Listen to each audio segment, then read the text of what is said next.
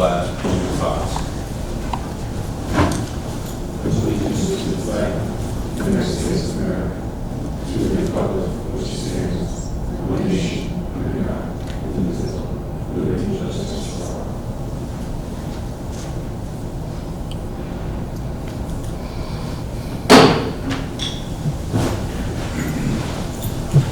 In accordance with the Open Public Meetings Act, notice of this public meeting has been delivered to the Star Ledger and Home News Tribune newspapers and posted on the Middlesex County website, as well as the community bulletin board of the Middlesex County Administration Building at least 48 hours in advance of the meeting. Madam Secretary, we have roll call. Jason Friedman. Here. Commissioner Charles Penn. Ronald Sedner. Here. Michael Kopasowski. Here. Stephanie Kim Chohan. Here. Saket Chada Lavada. Present. Alternate Gail Lala. Here. The alternates are eligible to vote today. Mr. Chairman, you have a quorum. At this time, the meeting is open for public discussion on agenda listed items only. Any member of the public wishing to address the body regarding items listed on this agenda only, please approach the podium.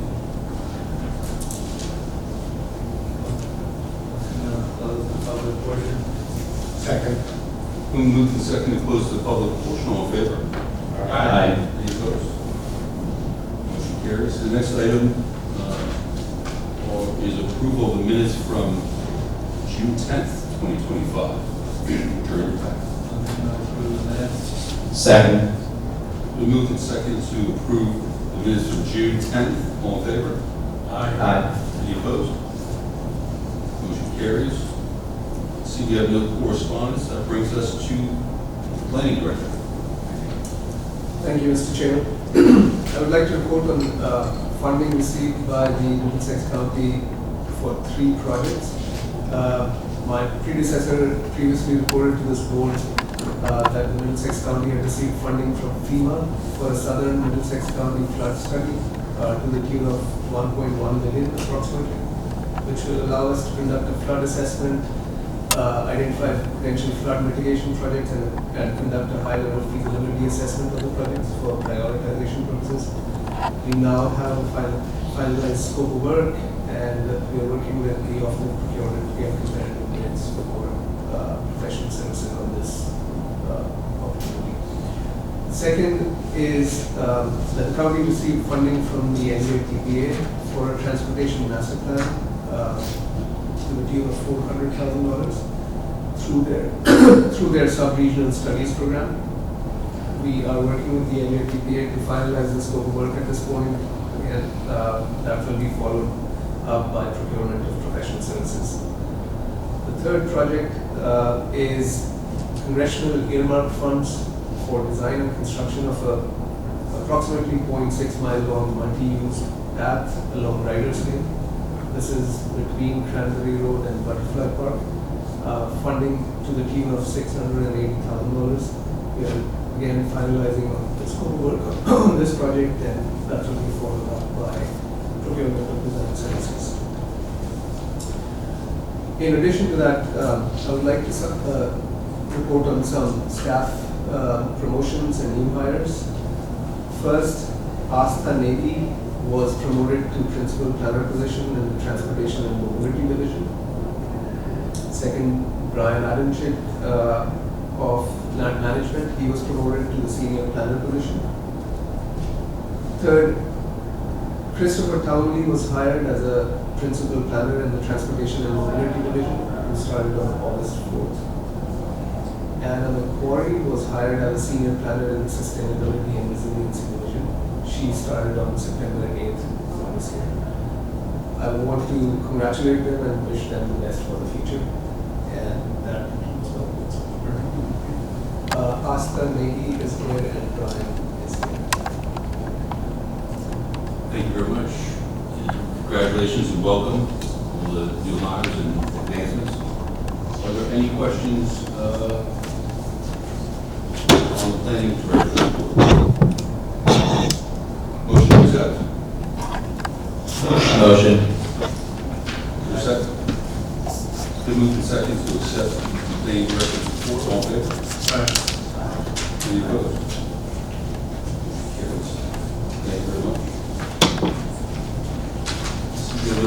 business under the new business development review committee report. Good afternoon, board members. I hope everyone had a nice summer. June kind of feels like a long time ago now, but my name is Katie. I'm going to go through the TRC monthly development activity report summary from June to September.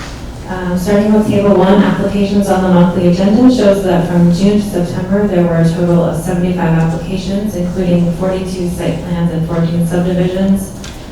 Looking back to 2024, the DRC heard 110 applications between June and September.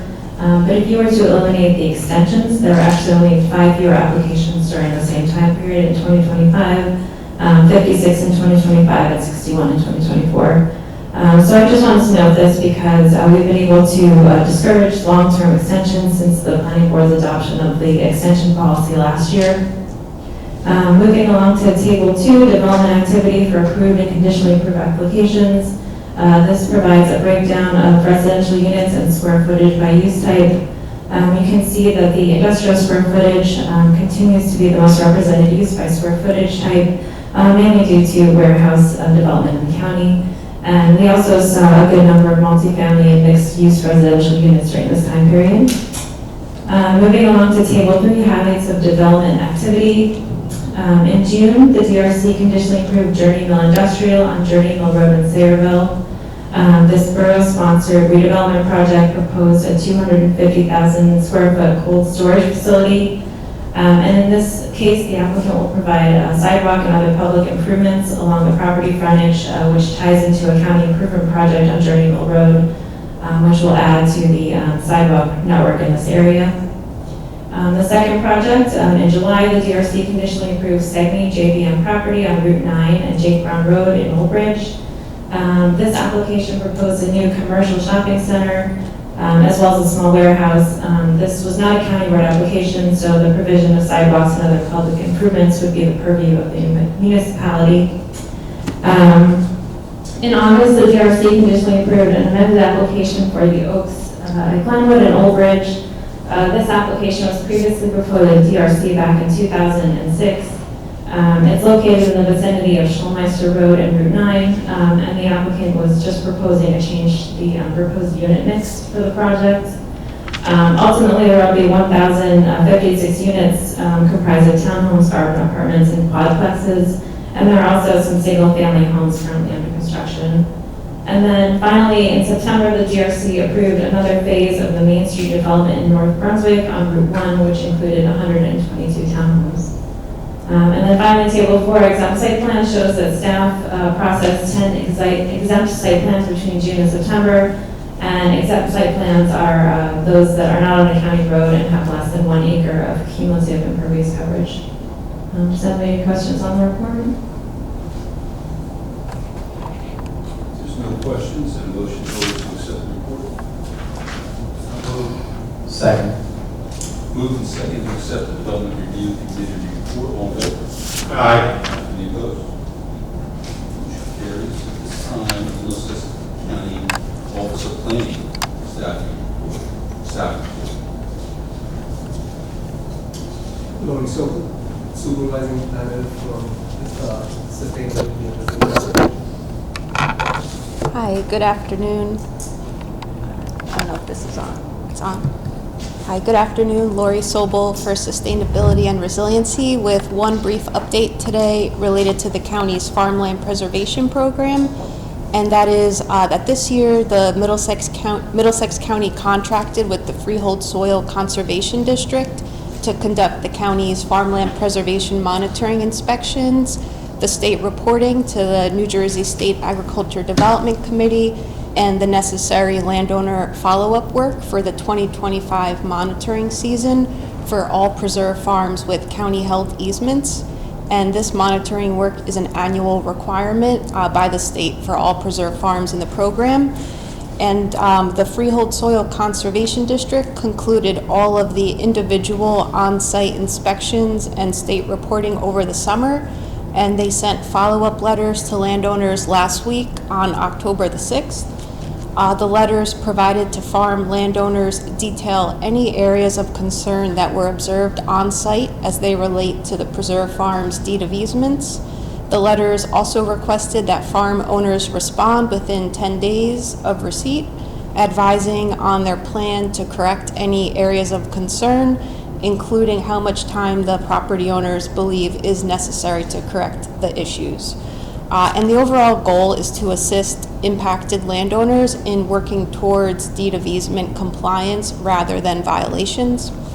And we'll continue to work with landowners and other relevant stakeholders as we work to move these efforts forward. And with that, that concludes our staff report today. Thank you. Mr. Chairman, the second report is going to be from the Regional Planning and Technical Assistance Group, by Rebecca Supervisor. Thank We you. want to get into my report. We want to accept the board's report. Maybe any questions on it? Any questions for sustainability? If not, a motion is in order to accept. Motion to accept the report. Second. It's been moved and seconded to accept the sustainability report. All in favor? Aye. Any opposed? Motion carries. Thank you. Thank you. Hi, good afternoon, everyone. I'm going to just speak about where things stand with our state plan, which is also known as the State Development and Redevelopment Plan. New Jersey is required to have a state plan. It's the only state in the United States where this requirement exists. And the last plan that was adopted was back in 2001. So, and the statute states that every 5 years, we are to update the plan, which hasn't happened since 2001. So we're 24 years late, but this year, the state got focused and there was just a synergy of everyone coming together, and it was the right time, and a draft state redevelopment plan was drafted. And I want to say that Middlesex County has been incredibly involved in all planning facets of the new state development and redevelopment plan, which basically is a 200-page document that has policies, recommendations, and strategies to ensure that growth occurs where infrastructure exists, and that we don't see growth in our environmentally sensitive areas in this state, because we've lost so much open space and natural resources over the years to development. It is critical to ensure that Middlesex County's comments and regional perspective are developed and submitted to the New Jersey Office of Planning Advocacy for consideration.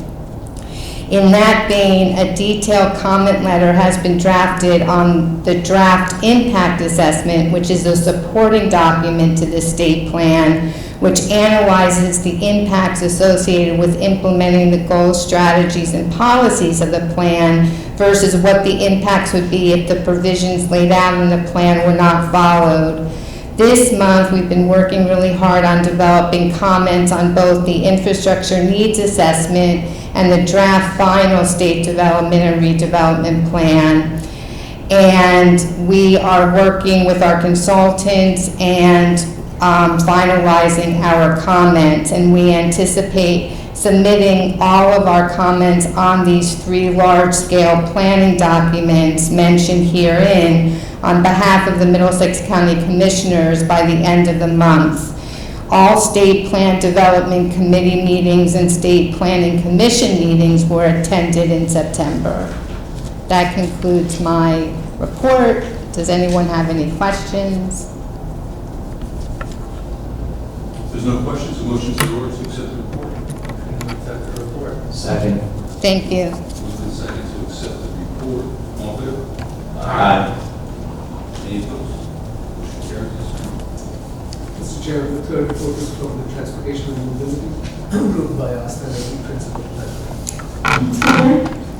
Good afternoon, Board. I am Asmanegi for the Transportation and Mobility Group. We have a few updates for our group. First is that the Transportation and Mobility staff have been working to make our roads safer for all road users, To do this, our group collaborated with the Office of Engineering and Public Works to install retrofitted bike lanes on Old Renton Road. This project was part of the repaving and striping project, which included the installation of the bike lanes and the signages along 3 Mile Road corridor. The bike lane starts from between the Route 130 and the border of Mercer County. The second update that we have is that our group is also supporting several North Jersey transportation planning initiatives. One of this is the North-South Truck Corridor project in Middlesex County. NTTP is advancing this project through its freight concept development program, which includes the municipalities of Cranberry, Monroe, and South Brunswick. This project seeks to identify north-south freight truck corridor parallel to I-95 New Jersey Turnpike. And this project has originated from our recommendations that came out of the Southern Middlesex Town Freight Study movement study, and it was completed in the year 2023. Our staff is currently supported by the NTTPA project team, and we have recently conducted local officials briefing. We have an upcoming virtual meeting, which is a public meeting on Wednesday, October 15, 2025. Lastly, in lieu of TCC and meeting people where they are, the Transportation and Mobility staff has an ongoing public outreach effort, during which we have so far tabled at 6 locations. These locations are Cerebral Day, Arden Park and Highland Park, Cranberry Day in Cranberry, Jamesburg's Fall Festival, East Brunswick Day in East Brunswick, and Oktoberfest in Monroe, which is coming up. And this concludes our report. Does the board have any questions? I don't have a question, but a comment. I want to thank the department for going out and tabling at these events. I've seen them out there at most of the events. What it is, it's the attempt, instead of having a meeting here one night, or 1 month, the old TC, we took it upon that we would go out to the public and get the word from the public on what they want to see or any problems they might be having in their communities. And so that's what this is part of an effort of. So thank you all very much for your work doing that. Thank you. Thank you, Commissioner. Any other questions, comments? Motions in order to accept the report. Second. So moved and second to accept the report. All in favor? Aye. Any opposed? Motion carries. Thank you. Thank you. See no other correspondence other than mark your calendars for our next meeting, please, on November 12th, which is a Wednesday. At this time, I think it's a Wednesday. Yes, it is.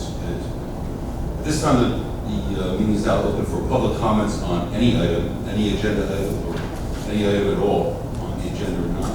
Any member of the public? Anyone?